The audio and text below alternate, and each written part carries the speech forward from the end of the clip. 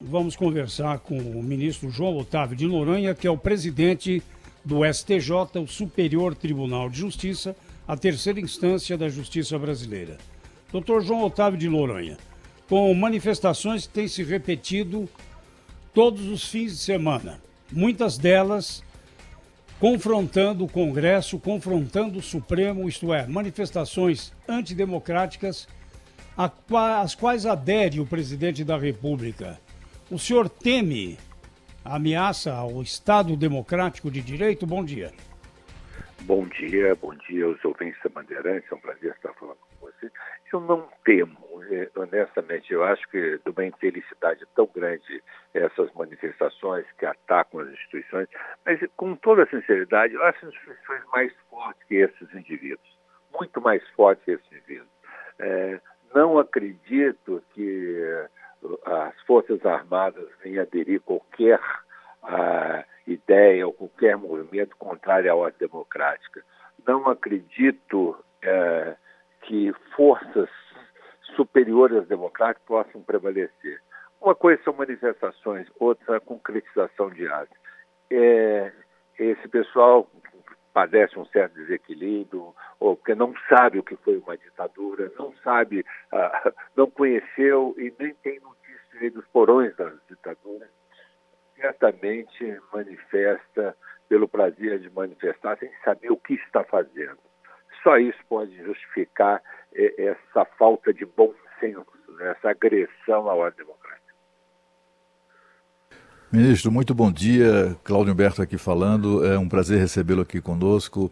Eu queria saber o seguinte, não só em razão dessa manifestação de ontem, né, mas também de outras manifestações, o episódio, por exemplo, o desafio do presidente ao desabafo que ele fez, né, contra o ministro Alexandre Moraes, essas coisas. Isso, de alguma maneira, reflete como é que eu diria, uma animosidade entre o Poder Executivo e o Poder Judiciário, de alguma maneira. O senhor que é presidente do Superior Tribunal de Justiça, um dos principais órgãos do Poder Judiciário, o senhor se sente, de alguma maneira, como presidente do STJ, ou sente que a justiça brasileira está sendo desafiada de alguma maneira, ou está sendo colocada em xeque pelo presidente da República? Olha, bom dia, Cláudio. Que prazer falar com você, que é um jornalista que eu mais admiro no Brasil, muito lúcido, muito consciente, muito preparado. Eu acho que se sentir desafiada, a justiça não precisa sentir, porque as suas decisões têm sido cumpridas. Pode falar isso ou aquilo, mas as decisões estão cumpridas. A decisão do Alexandre Moraes, do ministro Alexandre Moraes, está sendo cumprida. O dia que não cumprir a decisão, aí sim nós teremos um ato concreto. As manifestações intempestivas, não podemos levá-las além do desabafo, do descontentamento, até porque não podemos entrar no jogo. Nós não podemos sair polemizando, discutindo. Isso quebraria a seriedade da justiça. Ministro, O que nós precisamos entender é que numa democracia decide com base na Constituição. E a interpretação da Constituição, quem dá por último é o Supremo Tribunal Federal. Então, ele é aqui no Brasil, é assim nos Estados Unidos, é assim na Inglaterra, é assim em todo país democrático. Ministro, não é de hoje que o Poder Judiciário, não só nessas manifestações, já há algum tempo, que o Poder Judiciário, mais o Supremo Tribunal Federal, é verdade, mas o Poder Judiciário como um todo tem sido apresentado à nação, repito, nessas manifestações, como um inimigo da governabilidade, do desenvolvimento do Brasil. Por que o senhor acha que isso aconteceu, ministro? Eu acho que há pessoas que não estão acostumadas a viver ou a trabalhar numa plena democracia. O Brasil, inegavelmente, então vive um esplendor democrático, quando as decisões judiciais são cumpridas, já há livre manifestação. Esses infelices podem manifestar, o que eles não podem manifestar é contra as instituições. Isso aí é atentar contra a ordem democrática e cabe à Polícia Federal apurar. E, evidentemente, o Ministério Público oferecer as denúncias para aplicar sanção àqueles que atentam contra a ordem constitucional. Agora, o que eu volto a insistir, até o momento nenhuma decisão judicial deixou de ser cumprida. Na hora que isso acontecer, aí sim, nós vamos ter uma situação grave. E isso poderia levar a decisões extremas, inclusive no Congresso Nacional. Mas eu lembraria, ministro João Otávio de Noronha, que houve uma decisão, foi monocrática, mas de qualquer maneira, quando um ministro supremo toma uma decisão monocrática, ele toma em nome de toda a corte. O ministro Marco Aurélio Mello. Ele mandou o presidente do Senado e do Congresso, Renan Calheiros, se afastar. E ele simplesmente não cumpriu. Depois o plenário derrubou a decisão monocrática e ficou por isso mesmo. Foi um mau exemplo ali na ocasião. Foi um péssimo exemplo. A decisão foi do ministro Marco Aurélio. O presidente do Senado devolveu a decisão e o Senado nada fez. Mas ali você tinha todos os elementos para aplicar uma sanção a quem descumpriu a própria Constituição. Quer dizer, observe bem, quando a parte se sente injustiçada, legítima a decisão monocrática, o que ela tem que fazer é recorrer. Quem caça a decisão é o próprio Poder Judiciário. Assim funciona em todas as democracias. Ali, você tem toda a razão, foi um péssimo exemplo. Aquilo não deveria ter ficado barato como ficou. Quer dizer, foi um precedente grave. Mas observe, de 1000 decisões nós tivemos uma. Em determinado momento, resolveram caçar a decisão e me parece que a decisão foi correta, mas o fato da decisão monocrática não estar correta não impede o seu cumprimento. Evidente. Ministro João Otávio de Noronha, o Pedro Campos, eu queria aproveitar a sua presença aqui no Jornal Gente, para falar um pouco da administração da justiça, né? O senhor aí como presidente do STJ, qual é o balanço que se faz? Foi possível reduzir algum tipo de gasto para ajudar nessa pandemia do coronavírus? A gente está numa situação difícil do ponto de vista da saúde, mas se avizinha um problema maior na área econômica. Há a possibilidade, na avaliação do senhor, de uma discussão sobre redução de privilégios e também até mesmo de salários de magistrados no Brasil? Olha, a redução de salário passa pela Constituição. A inamovibilidade, a indutibilidade de vencimento são princípios constitucionais, não tem que mudar a Constituição. Agora, tudo está aberto à discussão. Por que o judiciário não vai participar? Desde o ano passado, eu venho reduzindo despesas do STJ. Hoje nós temos 200 vagas. Um concurso realizado que não está preenchido. Exatamente porque você deve lembrar que nós estamos há 3 anos com o orçamento congelado. 3 anos que não se aumentam os gastos do Superior Tribunal de Justiça. Então, observe bem, nós já vimos no regime de contenção.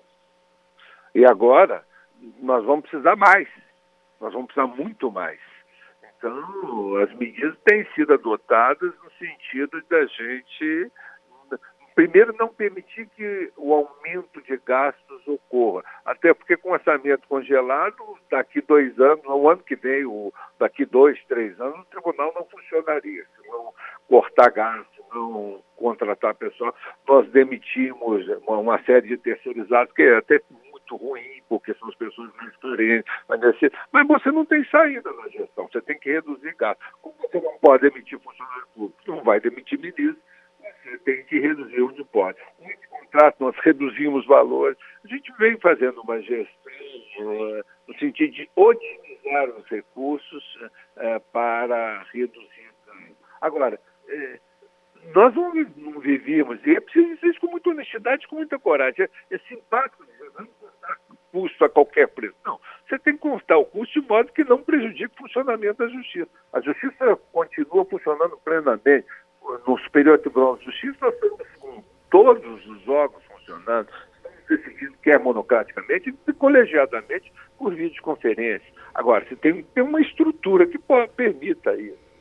Essa estrutura já está enxuta. Nós reduzimos 200 funcionários nesse 1 ano e meio, com aposentadoria, com funcionários da área, e não preenchemos uma vaga, até porque sabemos que não teremos orçamento futuro para poder pagar a eventual contratação que se deu hoje. Quem está com a gente aqui é o presidente do Superior Tribunal de Justiça, o ministro João Otávio de Noronha, ao vivo na Rádio Bandeirantes. Ministro, só antes da gente seguir aqui na conversa, vou pedir para o senhor tentar colocar um pouquinho mais perto da boca o bocal do telefone, porque está oscilando um pouquinho o som do senhor. Ok. E aí, Melhorou agora? Melhorou, tá ótimo. Queria lhe perguntar o seguinte, ministro, na sua opinião, no seu conhecimento, como operador do direito, como jurista, até onde vai o limite para manifestações? Me refiro a duas delas, né? As manifestações que ocorreram neste final de semana, novamente, defendendo atos antidemocráticos, e as manifestações que também ocorreram na frente do apartamento do ministro Alexandre de Moraes, transferindo uma manifestação institucional para uma manifestação, digamos, pessoa física, né? No apartamento onde ele mora, com a família dele. O senhor vê algum limite ou a manifestação é amplamente garantida, independente do objeto dela, do local, do fundo que leva essa manifestação à rua? De regra, a manifestação é livre. É livre. O que se não pode manifestar é contra a ordem constitucional. Você não pode manifestar pegando o crime. Ok? Então, não vejo aí espaço nenhum para manifestar contra a Constituição, contra o Supremo Tribunal Federal ou contra o próprio Executivo. Você pode protestar contra atos de governo, você pode censurar atos de governo, mas você não pode pregar o fechamento do Congresso, o fechamento do Supremo Tribunal Federal, porque você está tentando contra as instituições democráticas. Isso. Onde vai ser? Se a manifestação vai ser de frente ao apartamento Alexandre Moraes ou de frente ao apartamento, frente à minha casa, isso não tem problema. Em qualquer espaço público pode ser feita a manifestação. Me parece que ilegítima a manifestação na frente do hospital. É claro que não pode fazer uma manifestação na frente do hospital, porque é lugar de silêncio. Né? Como não vai se fazer manifestação dentro do Exército? Não vai se invadir um quartel para fazer manifestação, que é área de segurança. Há limites que precisam ser respeitados. Então, essa manifestação de frente ao hospital, fazendo barulho, atenta contra a saúde pública, é evidente. Então, aí há um limite. Agora, observe bem, não são legítimas manifestações que visam a pregar a extinção do Supremo Tribunal Federal, contra atos legítimos de ministro do Supremo Tribunal Federal ou de qualquer juiz da República, como há atos aprovados legitimamente pelo Congresso. Nós precisamos entender que a democracia pressupõe uma convivência harmônica entre os poderes. E essa harmonia faz com que cada um se contenha dentro das suas atribuições. Eventualmente, pode um poder ir além, como pode o presidente da República, por exemplo, entender que é ilegítima a decisão que não permitiu empossar o novo presidente, o novo diretor da Polícia Federal, retificando.